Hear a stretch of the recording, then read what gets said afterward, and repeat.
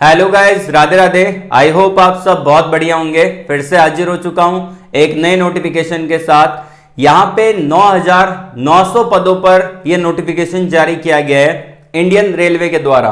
अब यहां पे जो आपका पोजीशन रहेगा वो आपका रहेगा असिस्टेंट लोको पायलट के पदों पर यह नोटिफिकेशन आपको देखने को मिलेगा। और इसके अंदर टोटल वैकेंसी निकाली है 9,900 पदों पर। ठीक है, अब इसके अंदर कौन कौन अप्लाई कर सकता है? आईटीआई, डिप्लोमा और बीटेक वाले स्टूडेंट यहां पे एलिजिबल रहेंगे। प्रॉपर मैं आपको बताऊंगा कि इसका एलिजिबिलिटी क्राइटेरिया क्या है, मेडिकल स्टैंडर्ड यहां पे क्या मांगा है, सारी चीजें हम इसी वीडियो के अंदर बात करने वाले हैं, तो ध्यान पूर्वक अच्छे से देखिएगा।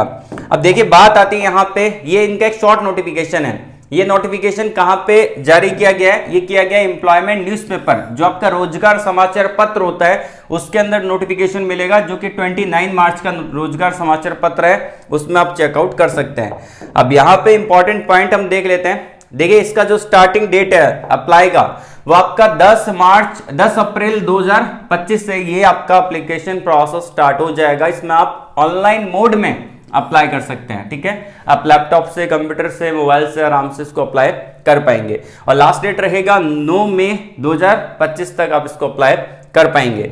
यहां पे टोटल वैकेंसी हम देख लेते हैं। अप्रोक्सीमेट यहां पे वैकेंसी इन्होंने मेंशन कर दी है, 9,900 पदों पर वैकेंसी है। एज आपका रहेगा 18 से 30 साल। मेडिकल स्टैंडर्ड आपका A1 कैटेगरी का होना चाहिए। उसमें सैलरी रहेगा 19,900 रुपए स्टार्टिंग है। टीए एचआरए मिलाएंगे तो लगभग ये जो सैलरी है वो आपका 27 से 28,000 रुपए के बीच में पड़ता है। पे लेवल मैट्रिक्स आपका 2 का रहेगा। पोजीशन आपका असिस्टेंट लोको पायलट का देखने को मिलेगा। शॉर्ट नोटिफिकेशन मैंने प्रोवाइड करवा दिया टेलीग्राम चैनल पे, व्हाट्सएप चैनल पे, दोनों के लिंक वीडियो के कमेंट बॉक्स में दे रखे हैं। वहां पे जाके ज्वाइन करोगे, ये नोटिफिकेशन आपको मिल जाएगा। अब बात आती है मेरे भाई कि यहाँ पे एजुकेशन क्वालिफिकेशन और सारी चीजें हम डिटेल से जान लेते हैं। मैं डायरेक्टली इनका जो 2024 का नोटिफिकेशन है, क्योंकि 2024 में भी वैकेंसी आई थी लगभग 5,500 पदों पर। ठीक है, उस नोटिफिकेशन को मैं एज ए रेफरेंस मानते हुए इसका एलिजिबिलिटी क्राइटेरिया आपको बता देता हूँ। अब देखिए, यहाँ पे एज लिमिट भी इस बार सेम है, 18 से 30 साल है।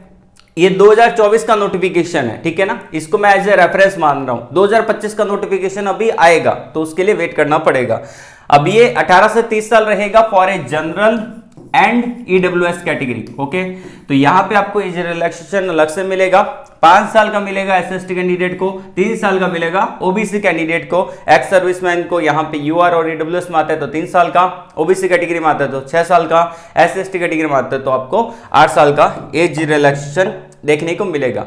ठीक है, उसके अलावा अगर हम बात करते हैं कुछ और इंपॉर्टेंट पॉइंट, जैसे कि इसका एप्लीकेशन फीस क्या रहता है। बहुत सारे बच्चों के मन में डाउट रहता है कि इसका एप्लीकेशन फीस कितना रहता है। तो देखिए, यहाँ पे जो आपको एप्लीकेशन फीस रहेगा वो आपका 500 रुपए पे करना पड़ेगा। तो यहाँ पे 500 रुपए इसका एप्लीकेशन फीस रहने वाला है। ये किन लोगों के लिए रखा गया है? ये रखा गया है यहाँ पे जो कैंडिडेट यहाँ पे जनरल है, या फिर जो कैंडिडेट यहाँ पे ईडब्ल्यूएस कैटेगरी से बिलोंग करते हैं उनके लिए ये आपका रखा है। उसके अलावा 250 रुपए SST, ex serviceman, female candidate, transgender और यहाँ पे ईबीसी कैटेगरी में आते हैं उनके लिए 250 रुपए रखा है। ठीक है ना।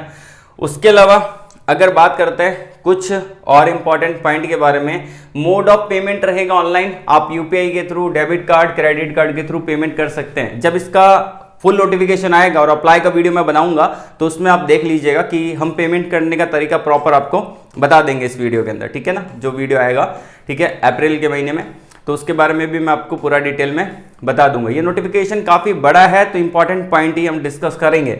सिलेक्शन प्रोसेस कैसे होता है यहाँ पे?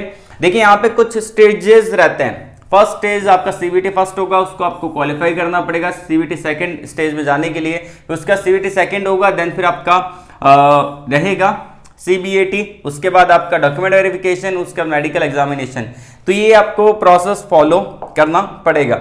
हर स्टेज के बारे में डिटेल से बता रखा है, किसका कितने मार्क्स का रहेगा, ड्यूरेशन ऑफ टाइमिंग क्या रहेगा, उसके बारे में पूरा डिटेल से बता रखा है। ठीक है, ये मैं screenshot, proper screenshot Telegram channel पे अपलोड कर दूंगा वीडियो के अपलोड होने के 10 मिनट के बाद। सीवीटी सेकंड स्टेज होगा, ठीक है, पूरा यहाँ पे डिटेल में दे रखा है, क्या क्या इसका सिलेबस रहेगा पूरा यहाँ पे बता रखा है। ठीक है, अब यहाँ पे बात की जाए कि आपका जो एग्जाम सेंटर है वो प्रॉपर पैन इंडिया इसका एग्जाम सेंटर आपको देखने को मिल जाता है। इंडिया के हर स्टेट में, हर डिस्ट्रिक्ट में इनका एग्जाम होता है। CVT फर्स्ट का, तो आपको दिक्कत वाली कोई भी बात आपको नहीं लगेगी। मैं आपको लेके चलता हूं यहाँ पे इसके एलिजिबिलिटी क्राइटेरिया की तरफ, इसका क्वालिफिकेशन और क्या रहेगा, क्योंकि वो जानना जरूरी है। बहुत सारे बच्चों के मन में डाउट आता है, सर मैंने सिविल से बीटेक कर रखा है तो क्या मैं एलिजिबल हूं, सर मैंने मैकेनिकल से कर रखा है, प्रोडक्शन से कर रखा है, मेटलर्जी से कर रखा है, क्या मैं अप्लाई कर सकता हूं, बीटेक कर रखा है, डिप्लोमा कर रखा है, ठीक है। तो यहाँ पे प्रॉपर इन्होंने एलिजिबिलिटी क्राइटेरिया दे रखा है, असिस्टेंट लोको पायलट, ठीक है। अब यहाँ पे आप देख सकते हैं मिनिमम एजुकेशन क्वालिफिकेशन, इसको हम जानते हैं। देखिए सबसे पहली बात, अगर आपने 10th के बाद ITI किया है, चाहे वो NCVT से कर रखा हो, चाहे वो SCVT से कर रखा हो, फीटर में कर रखा है, इलेक्ट्रीशियन ट्रेड में कर रखा है, इंस्ट्रूमेंट मैकेनिक में कर रखा है, उसके अलावा बहुत सारे ट्रेड है, रेडियो एंड टीवी में कर रखा है, इलेक्ट्रॉनिक मैकेनिक में कर रखा है, ठीक है, मोटर व्हीकल में कर रखा है, वायरमैन से कर रखा है, लगभग सारे ट्रेड यहाँ पे एलिजिबल है। तो ये तो रही ट्रेड की बात, ठीक है। R&AC भी एलिजिबल है, ठीक है। IT कर रखा है तो भी एलिजिबल है। उसके अलावा अगर आपने 10th के बाद आपने जो आपका एक प्लस कोर्स है SSCL प्लस कोर्स कंप्लीट कर रखा है, अप्रेंटिसशिप कर रखा है, तो भी आप इसके लिए एलिजिबल है, ठीक है। उसके अलावा अगर आपने यहाँ पे डिप्लोमा कर रखा है तो भी आप एलिजिबल है। देखिए यहाँ पे इन्होंने बाकायदा मेंशन कर रखा है कि अगर आपने डिप्लोमा किया है 10th के बाद और आपने यहाँ पे डिप्लोमा कर रखा है 3 साल का मैकेनिकल में, इलेक्ट्रिकल में, इलेक्ट्रॉनिक्स में, ऑटोमोबाइल में, तो आप इसके लिए एलिजिबल है। या फिर इनसे रिलेवेंट किसी भी डिसिप्लिन में अगर आपने डिप्लोमा कर रखा है तो भी आप इसको अप्लाई कर सकते हैं, ठीक है। और यहाँ पे इन्होंने लास्ट में एक चीज मेंशन कर दी है, degree in the engineering discipline as above will also be acceptable, ठीक है, वो एक्सेप्टेबल रहेगी, ठीक है ना। तो यहाँ पे इन्होंने मेंशन कर रखा है अगर आपने बीटेक भी कर रखा है ब्रांचेस में, जो कि आपका मैकेनिकल, इलेक्ट्रिकल, इलेक्ट्रॉनिक्स और ऑटोमोबाइल है, तो भी आप इसके लिए एलिजिबल है, इसको अप्लाई कर सकते हैं। देखिए इसका फुल नोटिफिकेशन जल्दी आने वाला है, ठीक है। तो वो आ जाएगा आपका, यहाँ पे जो डेट अप्रोक्सीमेट मेंशन कर रखी है 10 अप्रैल को ये आउट कर दिया जाएगा। 10 अप्रैल से एप्लीकेशन फॉर्म स्टार्ट हो जाएगा, उससे पहले 2-3 दिन पहले इसका ऑफिशियली नोटिफिकेशन आपको इनकी ऑफिशियली वेबसाइट पे देखने को मिलेगा। तो ऐसी अपॉर्चुनिटी बार बार नहीं आती, इसके लिए मेहनत करना स्टार्ट कर दीजिए। 9,900 पद यहाँ पे रहेंगे और आपको बस एक सीट चाहिए, ठीक है। और इसके जो नोट्स रहेंगे प्रॉपर गाइडेंस रहेगा, CVT फर्स्ट, CVT सेकंड कैसे अपने को प्रॉपर निकालना है, प्रॉपर आपको गाइड किया जाएगा, ठीक है। तो जुड़िए रहिए हमारे साथ और चैनल को सब्सक्राइब कर लेना और बेल आइकन को प्रेस कर लीजिएगा। वीडियो के कमेंट बॉक्स में कमेंट करके अपनी ब्रांच को जरूर बता देना। आई होप मैं आपको नेक्स्ट वीडियो के अंदर उससे रिलेटेड जॉब अपडेट प्रोवाइड करवाने की कोशिश करूंगा। ऑल द वेरी बेस्ट, जय हिंद।